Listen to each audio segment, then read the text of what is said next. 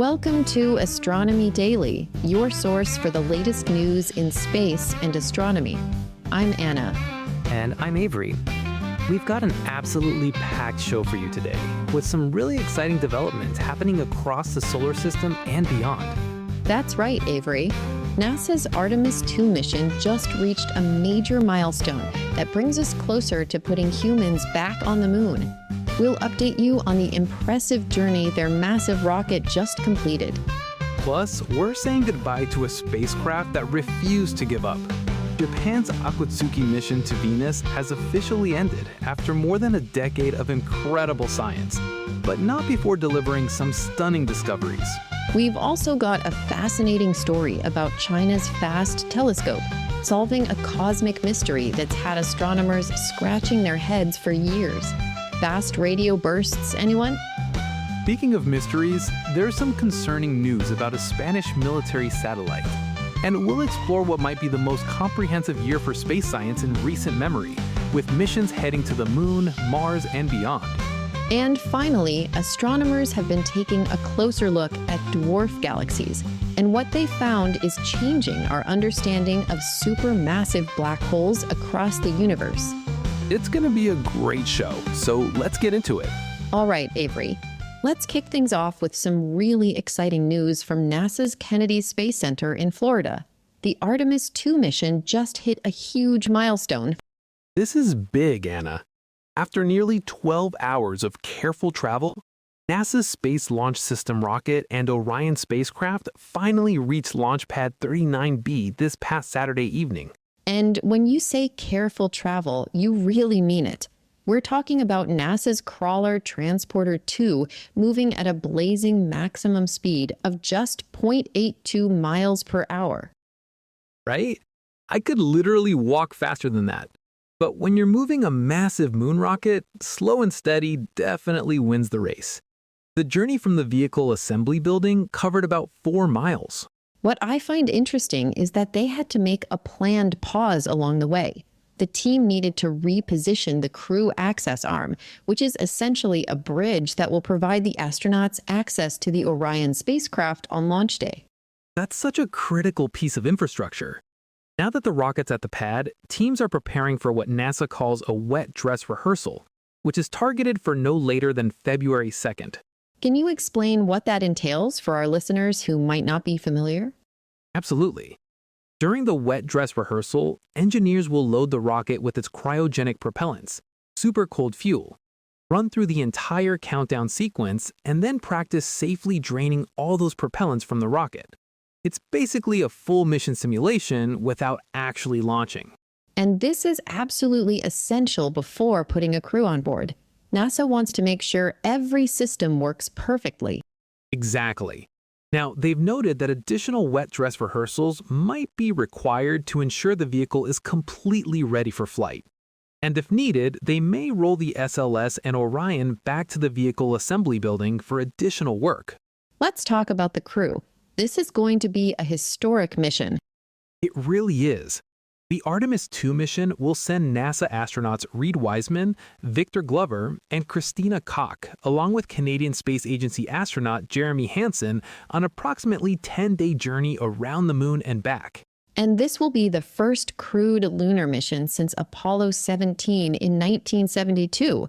We're talking about more than 50 years. That's incredible when you think about it. And this mission is a crucial stepping stone towards landing humans on the moon's surface again, which will then help us prepare for the ultimate goal, sending astronauts to Mars. The timeline is really coming together. From rollout to wet dress rehearsal to launch, it's all happening. And every step brings us closer to seeing humans venture beyond Earth orbit for the first time in over half a century. It's an exciting time for space exploration. Moving from the moon to our other planetary neighbor, we need to talk about the end of an era at Venus. Japan's Akatsuki mission officially concluded in September 2025 after an absolutely remarkable journey. This is such a bittersweet story, Anna. Akatsuki, which was operated by JAXA and ISS, was Japan's first fully successful planetary orbiter, and it went through quite an ordeal to get there. Right, because the mission didn't exactly go according to plan from the start, did it? Not at all. Akatsuki launched back in 2010 with the goal of studying Venus's atmosphere, but it actually failed to enter Venus orbit on its first attempt due to a main engine malfunction. So the spacecraft ended up drifting around the sun for 5 years. 5 years? That must have been incredibly frustrating for the team, but they didn't give up. They absolutely didn't. In December 2015, JAXA engineers managed a second attempt using the spacecraft's smaller thrusters, and this time it worked. Akatsuki successfully entered orbit around Venus and became the only operational spacecraft there at the time. So what kind of work did it accomplish once it finally got into position? Well, the spacecraft weighed just over 1,150 pounds and carried 5 imaging instruments plus a 6 radio system. Its orbit was highly elliptical, ranging from about 620 miles at its closest to Venus, all the way out to 223,700 miles at its farthest point. That's quite a range. I imagine that gave them different perspectives on the planet. Exactly. It allowed for both wide-angle observations and detailed close-up studies of Venus's thick, toxic cloud layers. And Akatsuki made some really incredible discoveries during its decade of operations. Like what? One of the most striking findings was a giant stationary gravity wave, about 6,200 miles long. It's the largest of its kind in the entire solar system. That's enormous. What causes something like that? These gravity waves appeared as alternating light and dark bands in the atmosphere, and they're created when air is pushed upward by mountainous terrain on Venus's surface. What's fascinating is that how even the lower surface can influence the upper atmospheric layers, despite the crushing pressure. Akatsuki also contributed to understanding Venus's superrotation phenomenon, right? That's right. Superrotation is this bizarre phenomenon where Venus's upper atmosphere moves significantly faster than the planet's surface rotates. Akatsuki provided evidence linking this wind acceleration to vertical momentum transfers through waves and turbulence. So how did the mission ultimately end? In late April 2024, contact with Akatsuki was lost during a period of low-precision attitude control. Basically, the spacecraft's orientation and antenna positioning drifted off target. The transmitter likely kept working, but the radio signal could no longer reach Earth. And despite months of attempts to reestablish communication, they couldn't get it back? Unfortunately not. JAXA officially sent the final command to terminate the mission on September 18, 2025, just over 15 years after launch. This ensured no uncontrolled signals would continue broadcasting from the inactive probe. What a legacy, though.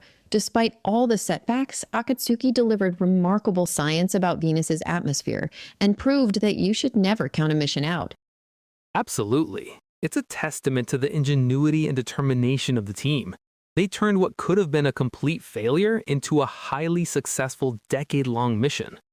From Venus, let's turn our attention to one of the biggest mysteries in modern astronomy, fast radio bursts. And Avery, Chinese astronomers have just made a breakthrough that's reshaping our understanding of these enigmatic signals. This is really exciting work, Anna. An international team using China's FAST telescope, that's the 500-meter aperture spherical telescope, also known as the China Sky Eye, has uncovered the first clear evidence that some fast radio burst sources actually originate in binary star systems.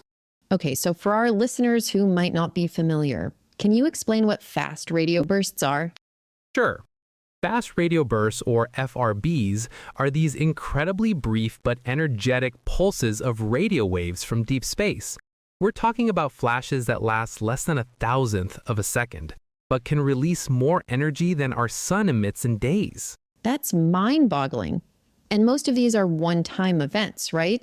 Exactly. Most FRBs are one-off events, which makes them really hard to study. But a handful repeat, and those give astronomers rare opportunities for long-term observation. That's what made this discovery possible. So tell us about this particular burst they were studying. The team, led by Professor Bing Zhang from the University of Hong Kong, focus on a repeating source called FRB 220529A, located about 2.5 billion light-years away. They monitored it for 17 months using FAST, which is the world's most sensitive instrument for detecting these signals. And for most of that time, it seemed pretty unremarkable. That's what's so interesting. For 17 months, the signal appeared consistent and ordinary. But then, near the end of 2023, something truly exciting happened that transformed the entire study. What changed? They detected what they call an RM flare, a sudden, dramatic change in the rotation measure of the radio waves. The rotation measure increased by more than a factor of 100, then rapidly declined over 2 weeks before returning to its previous level. Think of rotation measure as describing how polarized radio waves twist as they pass through magnetic plasma. A sudden change like this reveals shifts in the environment surrounding the FRB source. And what does that tell us? Well, this flare suggested that the FRB's environment was suddenly flooded by highly magnetized plasma, likely ejected by a nearby star. It's consistent with coronal mass ejections, those massive bursts of stellar material that our sun occasionally launches. So that's the smoking gun for a binary system. Exactly. By linking this RM flare to plasma activity from a companion star, the team provided the strongest evidence yet that some FRBs arise in binary systems containing a magnetar, which is a neutron star with an extremely strong magnetic field, paired with a regular star like our sun. This contradicts the long-standing belief that FRBs come solely from isolated magnetars, doesn't it? It does, and it's a major shift in our understanding. The findings were published in the journal Science and mark a real milestone for astrophysics. The observations were corroborated by data from Australia's Parkes telescope, which reinforces the reliability of these findings. Do these results fit into any broader theories about FRBs? Actually, yes. They align with a unified model recently proposed by Professor Zhang and colleagues, suggesting that all FRBs originate from magnetars, but those within binary systems have specific geometries and environments that make them repeat more frequently. So we're starting to piece together the puzzle of why some FRBs repeat and others don't. Exactly. And this discovery was only possible because of persevering observations using the world's best telescopes and the tireless work of dedicated research teams. It's astronomy at its finest. All right, now let's look ahead because 2026 is shaping up to be an absolutely incredible year for space science. Avery, where should we even begin? There's so much happening, Anna. Let's start with lunar missions because we're seeing a real renaissance in moon exploration. Multiple commercial landers and government missions are on the schedule. And we learned some valuable lessons from 2025's lunar landing attempts, didn't we? We certainly did. In early 2025, 3 commercial landers attempted moon landings, but only one, Firefly Aerospace's Blue Ghost, succeeded.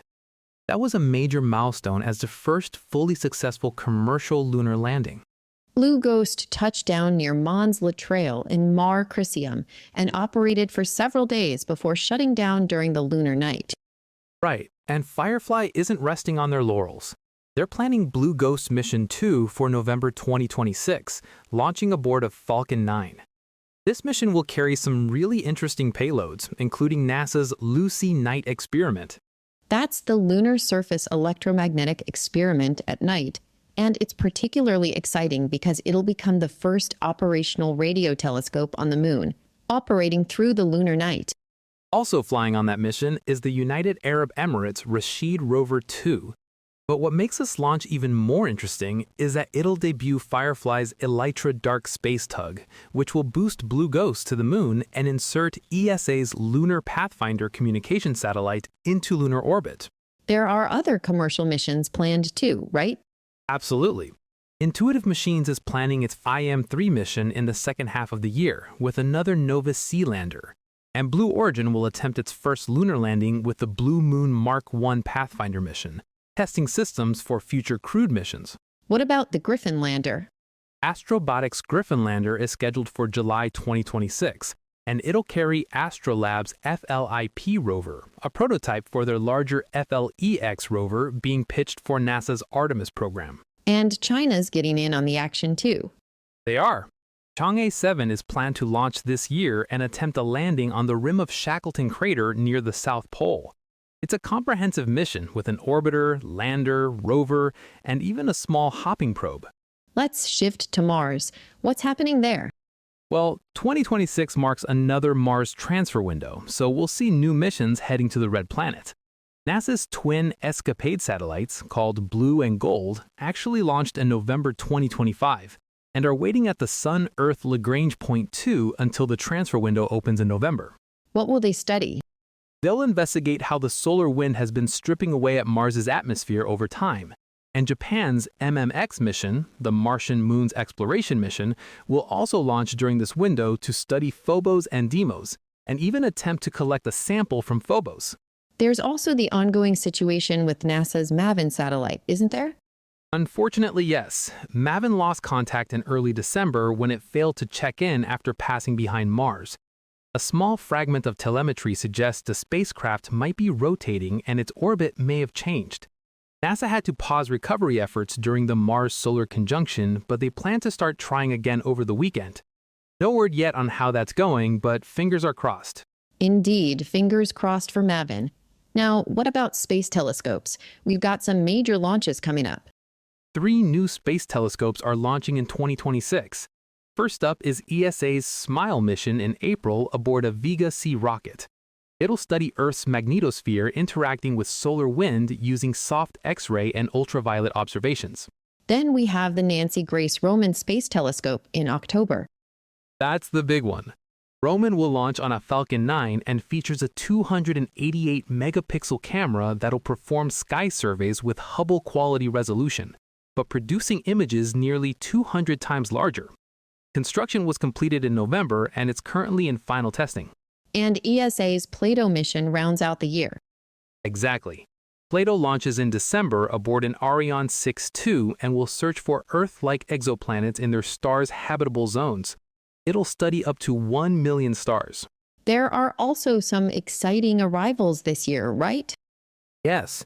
ESA's Hera mission arrives at the Didymos binary asteroid system in November, a month ahead of schedule thanks to excellent spacecraft performance. It'll study the crater left by NASA's DART impact. And don't forget Bepi Colombo. Right. The joint ESA-JAXA mission enters Mercury orbit on November 6th. After an 8-year journey, it'll deploy 2 orbiters that begin science operations in early 2027. This really is going to be an incredible year for space science. Without a doubt. From the moon to Mars, from nearby asteroids to distant galaxies, 2026 promises discoveries that will advance our understanding of the cosmos. Now, we need to talk about a concerning development in Earth orbit. Spain's HISDAT company has confirmed that one of their military communication satellites has sustained what they're calling non-recoverable damage. This is a significant loss, Anna. We're talking about the SpainSat NG-2 satellite, which was struck by what's being described as a space particle. And despite the relatively small size of this particle, the damage is total. Let's give our listeners some context. This satellite was brand new, wasn't it? Very new. It launched aboard a SpaceX Falcon 9 just this past October 2025. SpainSat NG-2 was one of a pair of satellites built by Airbus to provide secure communications for Spain's armed forces. So what exactly happened? On January 16th, HISDAT released details explaining that while the space particle was estimated to be only millimeters in size and weighing just a few grams, its extremely high velocity combined with the location of the impact caused catastrophic, non-recoverable damage. That really highlights the danger of space debris and micrometeorites, doesn't it? Absolutely. Even something tiny can be devastating when it's traveling at orbital velocities. The company did note that because a satellite is in a highly eccentric orbit, it doesn't pose any risk or interference to existing or future space missions. What are the financial implications? Well, HISDAT says the satellite was fully insured against this type of incident, so there won't be any direct economic damage to the company. However, here's the thing. While the insurance covers the loss, a claim this large will almost certainly drive up insurance premiums for future satellites. How much are we talking about? The total SpainSat NG program cost is around 2 billion euros, according to Spain's official foreign investment promotion agency. So this single satellite claim is likely in the hundreds of millions of euros. That's going to have ripple effects across the insurance market. It will. And there's another concern, the replacement timeline. Airbus secured the contract to build the first two SpainSat NG satellites back in May 2019, and the first one launched in January 2025. That's more than 5 years from contract to launch. So if we're looking at a similar timeline for SpainSat NG3, we might not see a replacement until around 2030. That's the concern. In fact, HISDAT has already initiated a request for quotation for the replacement satellite. In the meantime, they'll continue providing secure communications for Spain's armed forces using SpainSat NG1 and the original SpainSat satellite. Wait, the original SpainSat from 2006? Exactly. That satellite launched aboard an Ariane 5 in 2006 with a 15-year design life, and here we are almost 20 years later still relying on it. That's actually a testament to good engineering and design. But surely it can't be operating at full capacity after all this time. You'd expect some degradation, yes. It's remarkable that it's still functional, but this incident really underscores the vulnerability of our space assets and the importance of having redundancy. This also raises questions about space debris tracking and mitigation, doesn't it? Absolutely. If a particle just millimeters in size can cause total loss of a satellite worth hundreds of millions of euros, we really need to think seriously about the growing debris problem in Earth orbit and around it. For our final story, let's venture into the distant universe to talk about some fascinating new research on dwarf galaxies and the black holes at their centers. Avery, this is challenging some long-held assumptions. It really is, Anna. Astronomers from the Harvard and Smithsonian Center for Astrophysics and the University of North Carolina at Chapel Hill presented what they're calling the most comprehensive census of active galactic nuclei in dwarf galaxies to date. Now, for listeners who might need a refresher, can you explain what an active galactic nucleus is? Sure. Active galactic nuclei, or AGN, sometimes called quasars, are the incredibly bright core regions of galaxies. They're so luminous that they can temporarily outshine all the stars in the entire galaxy combined. And that's because of the supermassive black holes at the center. Exactly. These supermassive black holes accelerate infalling gas and dust and their accretion disks to near the speed of light, producing intense radiation across the electromagnetic spectrum. Everything from visible light and infrared to microwaves and X-rays. For decades, we've known that many massive galaxies have supermassive black holes at their centers, and we assumed the same was true for dwarf galaxies, right? That was the assumption, but scientists have since learned that many dwarf galaxies actually don't have these central black holes. That's why this new census was so important. So what did they do? The team reassessed over 8,000 nearby galaxies for signs of active black hole activity. They grouped these galaxies by mass and analyzed the latest optical, infrared, and X-ray observations to detect even the faintest signs of AGN activity. And what did they find? Previous surveys generally found about 10 AGNs per 1,000 dwarf galaxies. That's just 1%. But this new census yielded values of about 20 to 50 per 1,000, or 2 to 5%. So they're finding AGNs are 2 to 5 times more common than we thought? In dwarf galaxies, yes. Now, this is still significantly less than what we observe in medium-sized galaxies at 16 to 27%, or large galaxies at 20 to 48%. But it's a substantial increase from previous estimates. What's causing this discrepancy with earlier surveys? A big part of it was suppressing the glare from star formation, which had been obscuring emissions from accreting black holes. The team developed better detection methods to cut through that glare. So what does this tell us about how black holes relate to galaxy mass? Well, the results suggest that AGN frequency is mass-dependent and increases sharply among galaxies with mass similar to our Milky Way. As lead author Magda Polymera explained, there's an intense jump in AGN activity between dwarf galaxies and mid-sized galaxies. That's a significant finding. What might explain it? It could indicate a fundamental shift in the galaxies themselves as they grow, or it might mean we're still not catching everything in the smaller galaxies and need even better detection methods. Either way, it's an important clue. How does this relate to galaxy formation? Well, as co-author Professor Sheila Canapan pointed out, we believe the Milky Way formed from many smaller galaxies that merged together. So the massive black holes in those dwarf galaxies should have merged to form the Milky Way's supermassive black hole. So understanding these dwarf galaxy black holes helps us understand our own galaxy's history. Exactly.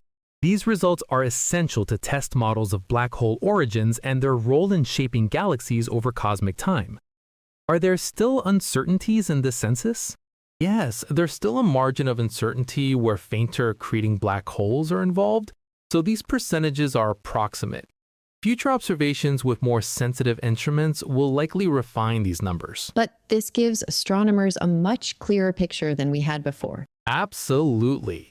It provides the clearest picture yet of how likely galaxies of different sizes are to host active black holes.